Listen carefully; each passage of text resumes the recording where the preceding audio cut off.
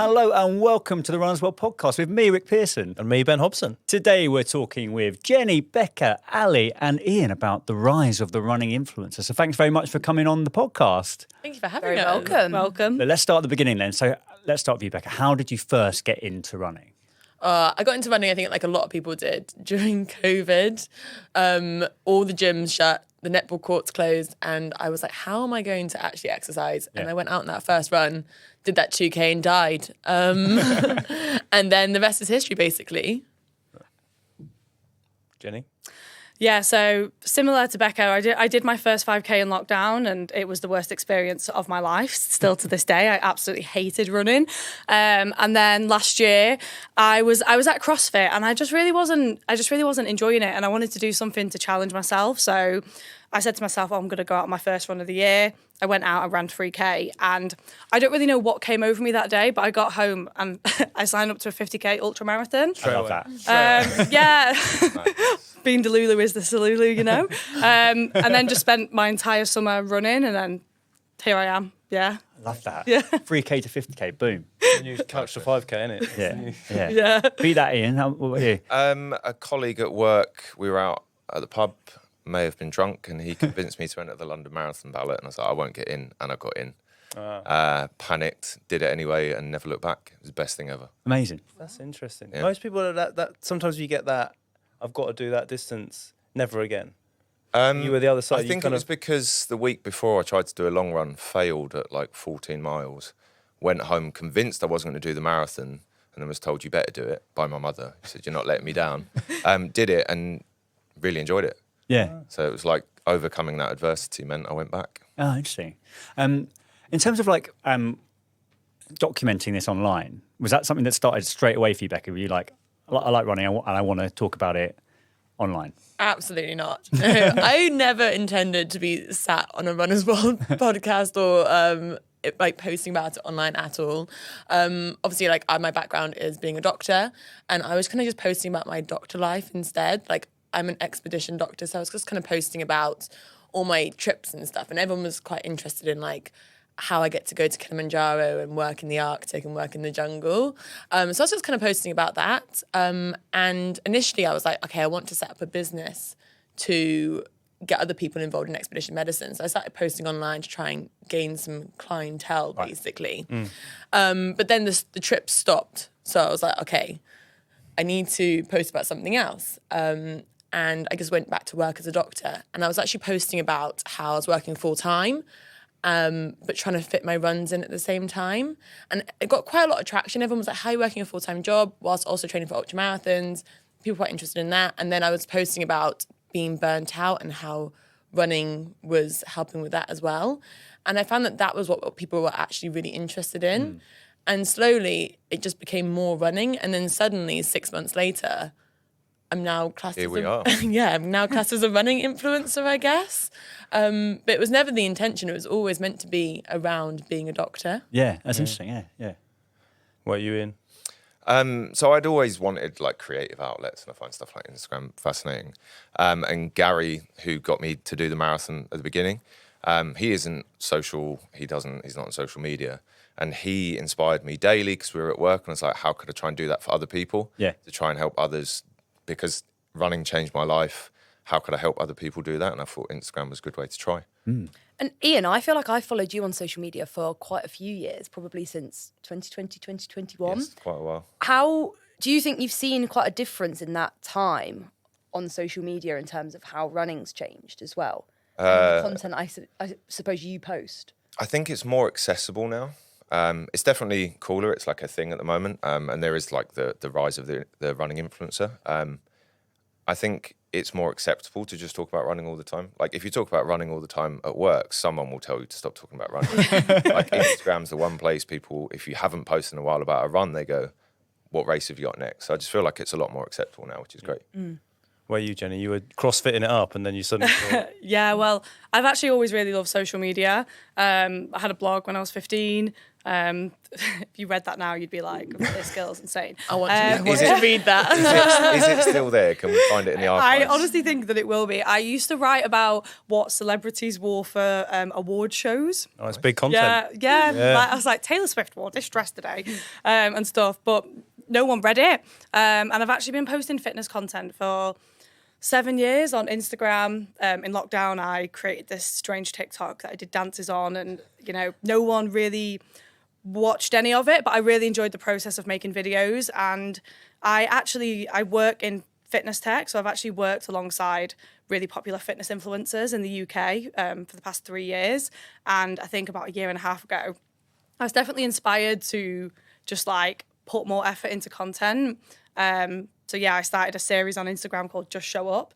And it was just me going to the gym every day. I went into CrossFit with a microphone and a tripod, and it got like a few likes. And then ever since I started running, I think I without realising, I probably got in at a good time. And ever since I started running, that's only really when people have actually watched my videos. If you scroll right back, like there's a lot on there. We're going to after. Yeah.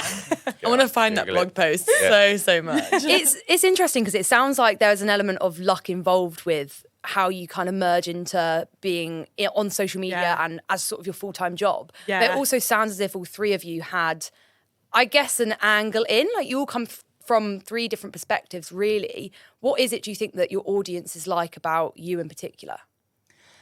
I guess if I was an outside perspective, I think when I first started posting, I don't take things like that serious, if that makes sense. And I was a little bit slower. The funny thing is, I didn't actually realise I was slow until people on Instagram told me I was slow. How nice of them. Yeah. That's polite. Yeah. And I only followed like 2 mates on Strava. I followed 2 running influencers at the time, Johnny and Savannah. And I didn't really understand pace and stuff like that. And a lot of people kind of related to the pace I was running at without me really realising. And I kind of got put into this category of like slow runners or relatable comfort runners, if that kind of makes sense, without me kind of realising. Yeah. But as someone who, I actually followed you before I met you, a fan to a friend. Yeah. But I think the way that people actually like you because you're so relatable and you are so down to earth, and that is your niche. There's so many people who perfectly create their lives on Instagram, and it's even your stories now. I was like watching them last night, and I was like, you're just so real, and that is what your niche is. And I think it's so important. Like people do well on Instagram because they have a niche. Yeah. I think I'm a bit weird as well, and I think people like that. We talked about like running having maybe like a bit of a moment. Do you sense that, Ian, that actually running over the last say 2 or 3 years is having a bit of a moment? More people are coming into it. Maybe it's broadening its appeal. It's becoming cooler and younger. Yeah, I think lockdown helped people get into running, and now there's a rise of accessible run clubs, because before you had run clubs that were real pace-based, stuff like that. Now it's like just let's build a community, let's go out and run together. And I think that's really important. I did Friday Night Lights for the first time. Yeah. And, someone that runs a certain pace, you get them, you're like, oh, this is interesting. It's a little bit slower. And you're like, actually, time doesn't make a difference. And that's, I think, the beauty of it now is it's even more accessible because times are out the window. It's just, let's just hang out, have fun, and build a community. Yeah, that is good. I wonder if social media as well sort of helps with that, because before you would have had to have gone along to a run club to realise that not everyone was running at those super fast paces. Whereas I guess you've now got people like yourself, Jenny, who are showing on social media that not everyone at these run clubs is running at those paces. Yeah. So it's almost like advertising in a way. Yeah, and I guess that's been a big part of my run club, because I've run at a little bit of a slower pace than what people consider, fast or slow. And then I think people have related to that and wanted to come my run club for that reason, if that makes sense. Yeah.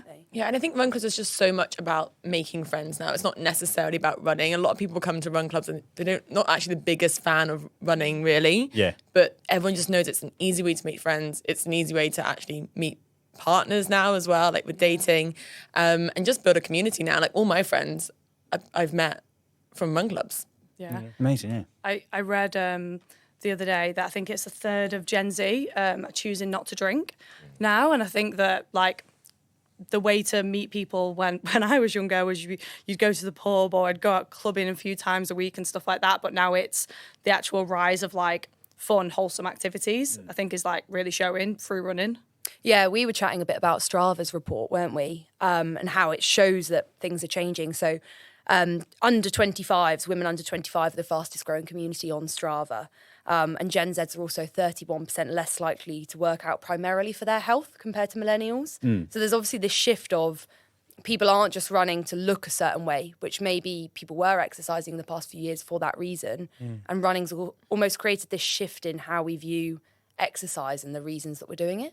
Yeah, I think it's definitely people are running for their mental health now as opposed to physical health. Like when I started running, or like when like our generation were starting to work out, it was always to lose weight. And I think the shift on social media is not about that anymore. It's all about for our mental health and not to get skinny anymore, which is amazing. Yeah, and I think like even for women as well is like there's a big topic on Instagram about like, you know, women gain weight when they're training for a big race and stuff like that. But it's almost like a lot of people are kind of like embracing that, which it's less like body focus now and more about like how you feel and like achieving these like amazing things that most people wouldn't have ever thought they could do.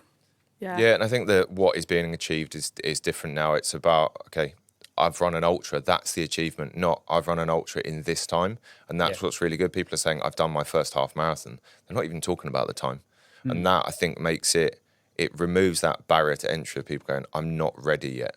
Yeah. Like, you are ready, you can do it. And that's what I think is really good at the moment. It is definitely the rise of just do it. Yeah, and if you think about fitness influencers maybe, say, 5 years ago, a lot of how they probably made their income was through selling bikini body guides through Instagram and to their audience. Whereas now it feels like it's completely different sort of revenue streams and the content people are absorbing. Would you agree? Yeah, I think because I was properly into like fitness Instagram years and years ago. I was obsessed with Chrissy Chella and I still love her now, right? But it was interesting because back in the day, I would kind of be obsessed with like how someone looked and I would follow their workouts thinking that maybe I was going to look like them without realising, you know, that we're all actually very different and I will never look like Chrissy Chella, unfortunately. But I think people now follow people they can like relate to more or see themselves in, if that kind of makes sense. Yeah. Do you think that the aesthetic and all of these things is then super important, as in the front-facing thing that you then put out on your accounts and how you want to present yourself image-wise, aesthetic-wise, kit, all of those sorts of things? Do you have to be very conscious of actually separating yourself from the very obvious fitness trends that were previously been seen online? Or do you just want to just be as natural as you possibly can and you look the way you look because of running and because of what your life is like? And how do you juggle that? Because people are going to be heavily always judgmental. Yeah. But also you need to be as relatable as possible. I feel like the best content actually is the relatable stuff. I think it used to be like the proper clean girl aesthetic and your house to look perfect and all that. But now it's the more that you film on a phone and you show your messy room and you show that your life is a complete mess, that's the stuff that does so much better now. As soon as you make your life look perfect, everyone's like, I don't want to see that. Like, that is not real life. And then all the stuff that whenever I'm most real and most vulnerable, that is the best part, really. Is that quite hard to do? 'Cause like you say, you are making yourself kind of vulnerable and you're saying, I'm not perfect. This is actually the reality of like life as a runner or whatever. Yeah, it's definitely been a bit of a journey. Yeah. Opening up vulnerability-wise online. I've done a lot of there's a lot of videos of me crying on the internet. But they're the ones that it's not doing it to do well, but they're the ones that people respond to and go, thank you so much for opening up about this. And I really do think it's important to be vulnerable online and show all those kind of sides to you. But then it is that I put up a video the other day of me like crying, and then I was like, I immediately took it down because I was like, actually, this is too much. It's too much of a door. And then you get a lot of people opening up to you as well. And it's just a whole new thing. Yeah, but I think it's trying to learn how much to give and give enough, but also... Yeah, I think that's... Yeah. I like your content because it is really authentic and it's, you know, it's quite transparent and it shows vulnerability. And I think you almost have a moral obligation to show a part of that, because otherwise people will chase the you know, running the ultras and stuff and think it's easy, I'm just going to do that. And I think we have to understand our influence and go, actually, yeah, this is hard. Or if we do something that might be a stupid challenge, for example, that is slightly unhinged, you openly say that. You don't, the glossy stuff that you might put someone at risk of injury or something. I think we need to be really honest and go, I've just done this. I did a 24-hour swim. How was it? It was great. But I only got 1 hour's sleep. So that's the bit of going, like, just tell the whole story because that, one, I think, connects with people. Yeah. And it actually shows the reality of the situation. So I think it's And really important. often we have like those times where I think Savannah always says this really well about how like and running influencer's life is quite different to someone who works a 9 to 5 or shift work and stuff. We definitely have more time to exercise and put time into our fitness challenges. And it's making sure that people are aware that, like, I went out and did a 60k run the other day on a Tuesday morning. Most people don't really have the time to do that, but I do because it's part of my job. And so I don't want people to then watch my content and go, that's what we should aspire to, because it's just very Dated and they're doing a 9 to 5 plus trying to do a 60k and then being absolutely broken by the end of it. Exactly. And I guess is that part of how you retain your relatability the more you grow? Because I feel like the more you grow, the more you're going to have this flexibility and freedom to do these long runs, whereas probably when you started, you were just like everyone else. Yeah, because so I've just been through the transition. Is my last day in my full-time job is this Friday. And stuff. And like, obviously, thank God. And obviously that is a thing that plays through my mind but I've always been quite open in the fact I kind of say to people that, because I work quite a hectic job, come home, make content, and then train myself, that like my social life for the past 18 months or dating life and everything has taken like such a backseat because I just don't have any time. And I try and say that I'm like, it's a lot. So don't compare, because I have sacrificed like a lot to get here. And a lot of people might just want to like run a 5K after work with their mates, and like, that's fine. Me and Becca went on a panel like a month or so ago, and because we're both training for 100-kilometer ultras right now, and and the girls' faces were like, oh, like inspiring, but like we were kind of like, don't compare that. Like, you don't need to run 100 kilometers to like achieve run. But yeah, definitely I feel like as I've grown, I've definitely become less relatable. People, I feel like, liked at the start that I was working a full-time job and fitting my running around my training, and now I'm like, I've like quit my job a few months ago. Then I don't have that relatability anymore, and I wonder how other people are feeling about that. And it's quite hard to navigate.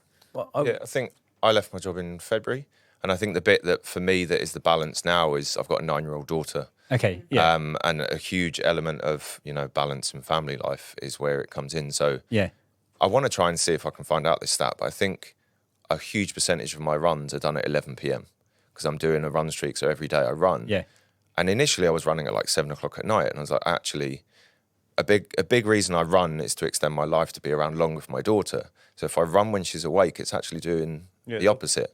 So I'll put her to bed and then run at 11 and really open about. I call them Cinderella runs, because if I don't get it done, it's over. So it's really important to just say stuff like that and say, look, it's a balance, right? We've all got to juggle something, and we'll just be honest with that battle. I was interested about this. What was the tipping point that signified that this was going to be something that you could take on full time? What was the thing? Was it amount of followers? Was it interaction? Was it brands approaching? Was it just literally like, this is financially now viable? Like, what was the thing that? I think mine was definitely through my community, runners and stunners. And there's been so many times that at run clubs or at events or like in situations like we watched the London Marathon and people were running past me screaming, I'm a stunner. And in those moments, I know it sounds so ridiculous, but it has made me think like I have created something so special. And if I can invest more time into that over like the next few years and just see what happens, then like to go for it. But it's been like tiny little moments along the way. And obviously brands approaching me as well, because you need to get paid, right? Yeah. This is it. Yeah. Is that the same as you, Becca? Mine was slightly different. I was working full-time as a doctor, and I was completely burnt out. I had to quit my job because I couldn't work in the hospital anymore. I actually feel like whenever I talk about it, I feel like I'm going to tear up because the NHS is an absolute bits, and for junior doctors it is really hard. So I had to leave, and this was kind of like, okay, well, I can make money through this while I figure out the kind of next move. What I then realised is actually the way that I can help people actually feels tenfold doing it this way compared to what I was doing in the hospital. Sometimes working in the hospital, you feel like a cog in the wheel and you don't really feel like you're helping many people. Yeah. You don't have the time to sit down with patients anymore and talk about lifestyle measures to improve their health, like going running and improving their diet. But actually the effect I had by doing this and influencing people on the internet and creating the healthcare club, I'm directly helping people. I'm directly seeing the effects I have as well. And I think going about health in a public health way I felt like I was, basically having more effect than working in the hospital. Yeah. It's interesting hearing all three of you talk because it almost sounds a lot less glamorous than I think people think it is. Yeah. Like going for runs at 11 p.m. and sort of like having to juggle everything. Yeah, I think it's very scrappy. It is, Yeah, definitely. Yeah. Even I think people, I guess, probably have a perception, right, that you put a post out, do a brand partnership, and it's sort of you just sat twiddling your thumbs for the rest of the day. Yeah. It sounds like there's a lot more strategy involved with probably building your personal brand and then doing everything else alongside it. 100%. I think, especially while I was working a job, like I would get home, 6 or 7 and just immediately start making content. And sometimes if I'm really putting an effort into a video, it can take me like 3-4 hours to make one. And also to like think of those ideas at times when you're kind of burnt out. And it sounds so ridiculous, but I have this very big fear that if I don't post every day, I will lose everything. And that's like probably slightly ridiculous, but it is kind of in my head because every time I've taken like a few days off posting, it always takes a little bit longer to like pick back up again. So every time I take a few days off, I'm like, I've lost it. Everything and stuff. That sounds it's stressful, isn't it? Yeah. Really awful. Like to have that, like absolute that. I know it's a job, so I mean, if I have to compartmentalize it to be like, actually, the stress of posting is much like going to an office and having that stress again. But do you find that? Do all of you have that? Like the post pressure? Are you like this? I have to do this every day. It has to be certain amounts of stuff, stories, reels, whatever I'm doing. It has to be like constant. Yeah. The pressure to grow on other platforms too, because I naturally grew on Instagram, but people say you want to get paid more, you need to grow on TikTok. Yeah. Like brands are paying for TikTok and stuff like that. So there's that additional pressure. Like, you can see other creators jumping on YouTube and doing all these different things, and you're like, oh my God. Yeah. Yeah, right. It's definitely like, it is an amazing job. Like it is a great, great job. And we're not here to complain about it in any way, shape or form. But I think mentally it definitely takes its toll on you because of the pressure. Your job is directly correlated with people liking you. Yeah. If people, and that is, so if you're feeling insecure one day, going, everyone's had it when they've been like, oh, the whole world hates me or everything's going against me, then you just feel like you're going to lose everything. And that's you're losing your finances, you're losing your job just based on what people think of you. And that is, I find, mentally really difficult. And I think there's an understanding that it can be quite fickle, right? And we're talking about a running boom. Well, what happens when the boom stops? You have to always think and understand that there's a risk in this being the job, and I've got family to support, so knowing almost what's next, and just working hard, right? If you work hard, you hope things will come, and if you're honest, you hope people will like you. And if they don't like you, they might give you nice feedback. By the way, don't do that, and you can work on it. So I think it's just that understanding that it can be quite fickle. Like, I think for me, you understand that not everyone will like you, and that's okay. That's okay as well. But also, people will tell you if they don't like you, which you're opening up yourself to a lot of hate online as well, which is again another massive negative of the job. I know that some people get it worse than others. I think I've definitely learned the more I've grown that the more people have an opinion on me. Tip to any fellow content creators: don't Google yourself. But you mentioned like the other platforms and like TikTok or RunTok. I guess is one that we're aware of, and it's got I think over 1 billion. Views. So it's a big thing. In terms of creating content for those channels, let's talk about RunTok. Like, what kind of other considerations do you have to have when you're thinking about a channel like that? Yeah. Because I've worked with fitness influencers as well for like the past couple of years, I sometimes see like a little bit of a difference between like Instagram and TikTok. And I kind of saw the trend of like storytelling, like really take off on TikTok for a bit. And now I feel like just random stuff does well on TikTok. So I do think you have to take into consideration sometimes like the platforms are quite different. And I think Instagram likes just better looking content, whereas TikTok can just be like, you just put your phone up now, say something and post it, and that will do kind of well, if that kind of makes sense.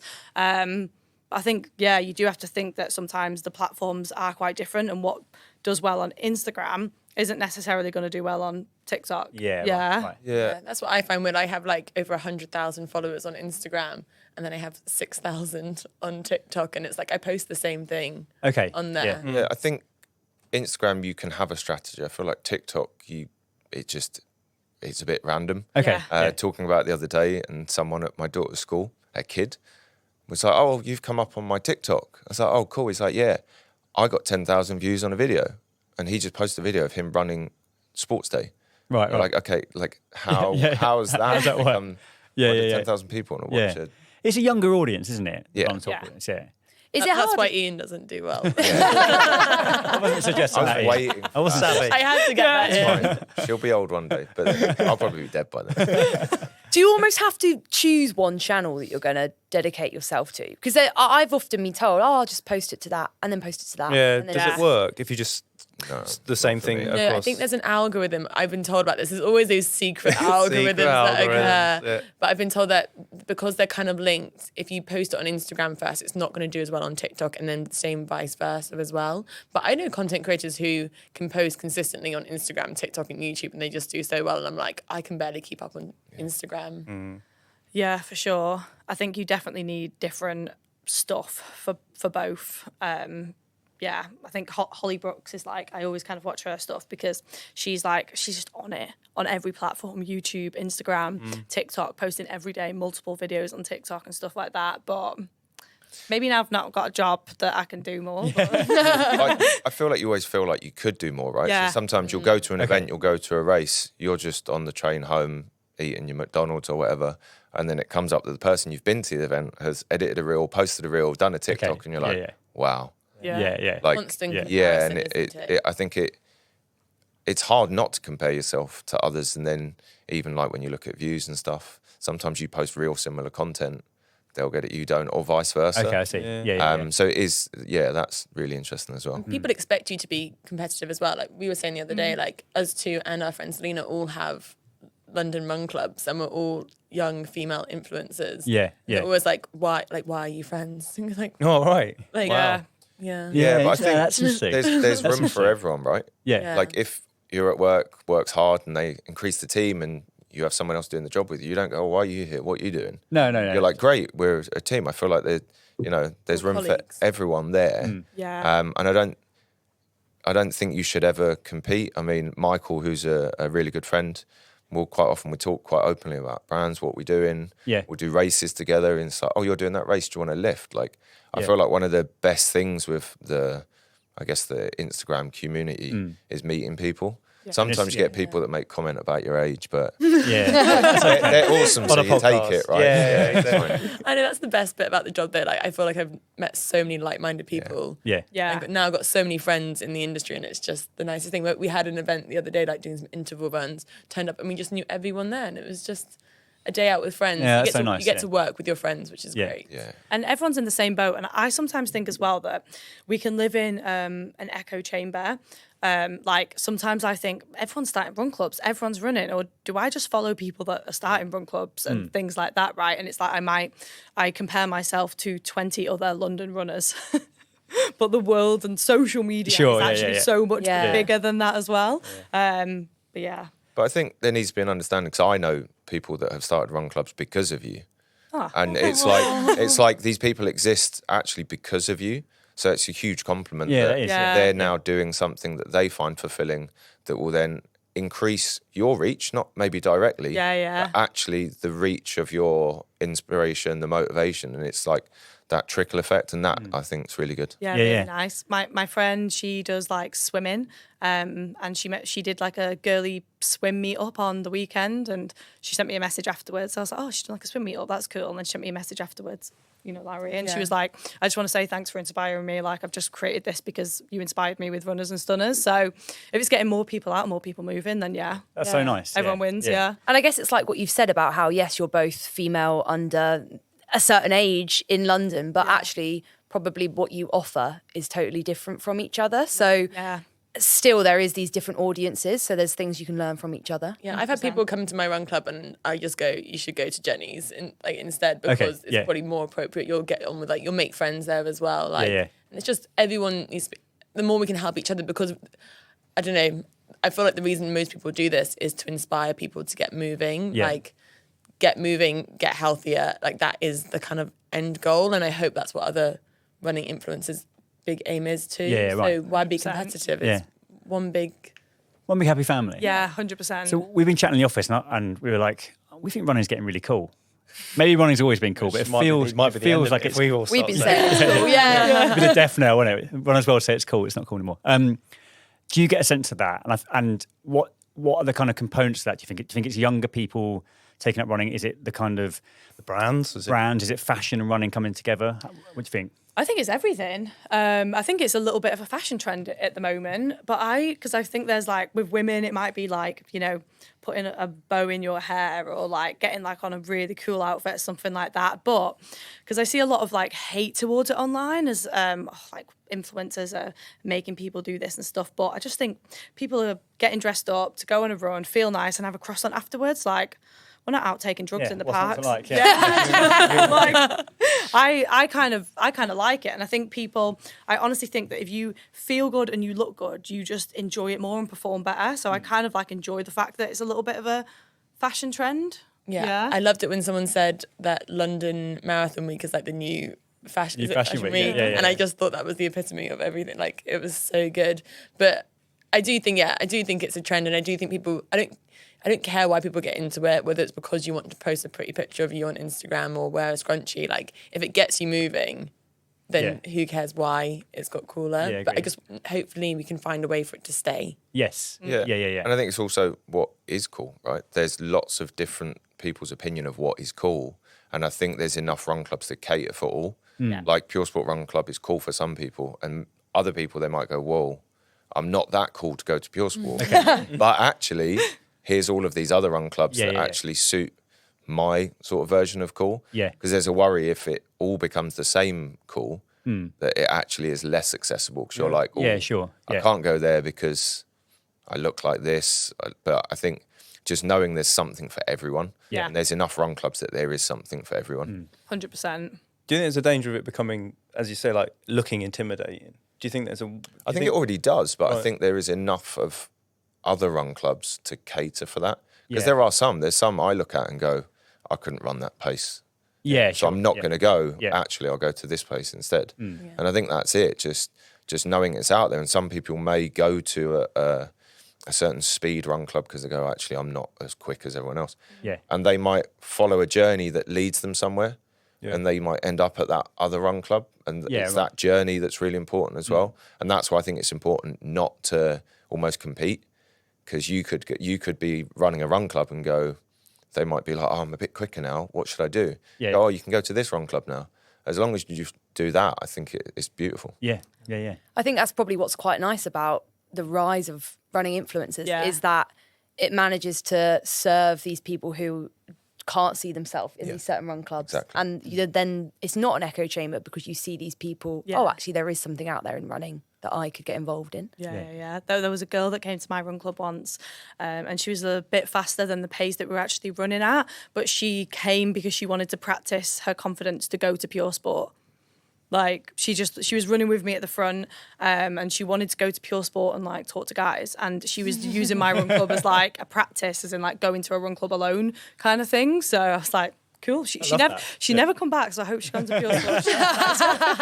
Now completely married. I do think it can be so intimidating though. I've been to run clubs, and I would say I'm an okay runner, and obviously you're running influencer, and I've been to run clubs and felt intimidated before. So God knows how other people may feel as well. So I hope people don't look at our content and get intimidated or put off by it. That'd be the worst thing. So with running being so big right now, do you see running staying big, or do you just think it's a pathway into something else? Like how we've had strength training being really big a few years ago and now everyone's running. Where do you see it going? I hope it stays. I don't know if it's my echo chamber or what I'm seeing on social media, but I do see a lot of people starting to swim and cycle, and I wonder if it's people going into that. But like you said before, I do think part of the reason running might have got big is we're in a cost of living crisis, and it is free as well.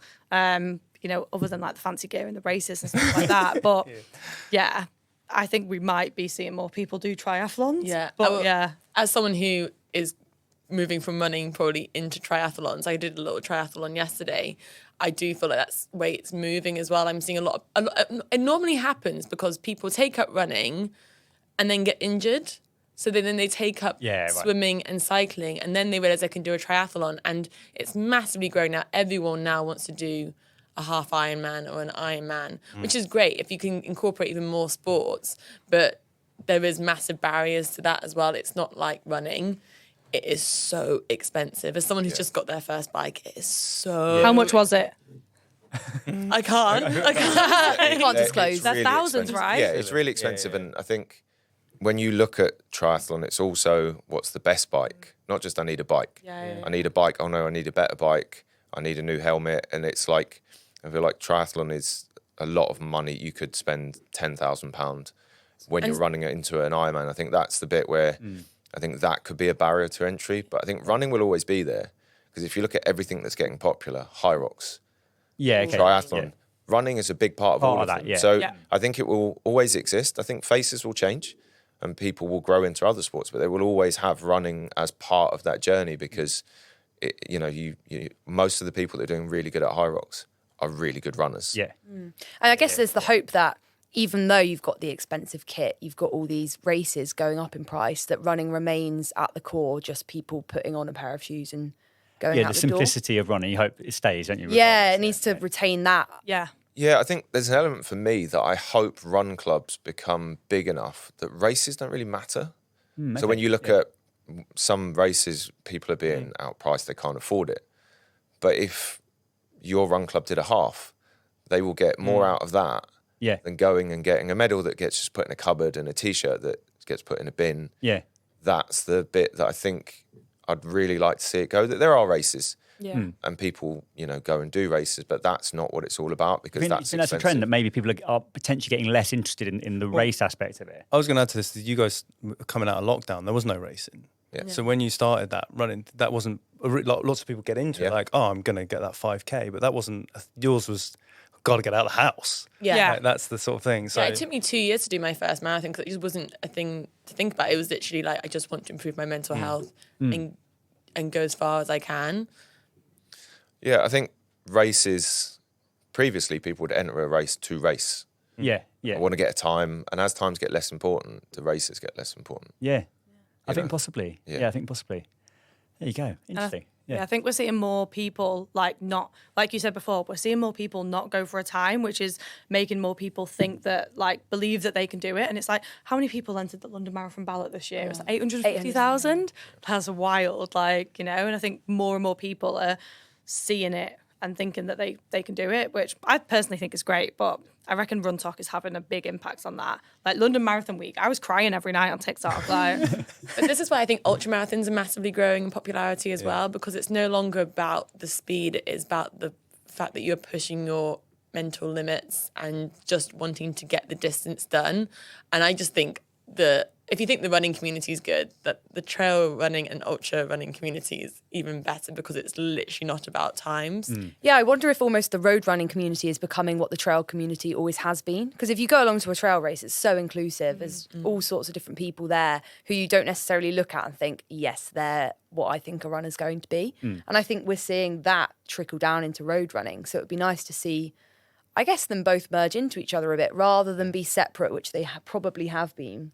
Before now. I think some London run clubs are actually now starting to do day trips out to the trails, which is even better. That's great. If I can get people more trail running, that's amazing. I was going to do that. That was one of the things I wanted to do. Oh, wonderful.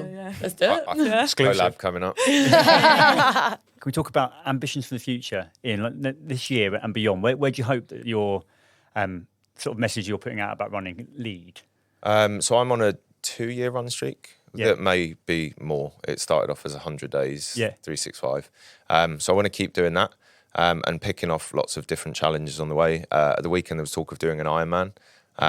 We've heard rumours of this. So that may or may not happen, but it's just for me, if the biggest thing I want to project is if it's crap, I'm going to tell you. Like if I've had a bad run, I will tell you. I won't just go, I'm not going to post it because that was a bit rough. I just want to keep being authentic. And if I can inspire somebody to take up running, to go to a run club, to change your life. I know it sounds dramatic. My life was changed by running. If one person does that, my job's done. Like, that's it. And as long as it's relatable, my cousin went off and was like, oh, I've run 3 days in a row. And then he was really upset because he didn't do 4. And I'm like, running every day is not normal. Like 3 times a week is amazing. Yeah. Just be happy with that. And as long as that message comes across, I'll be happy. Great.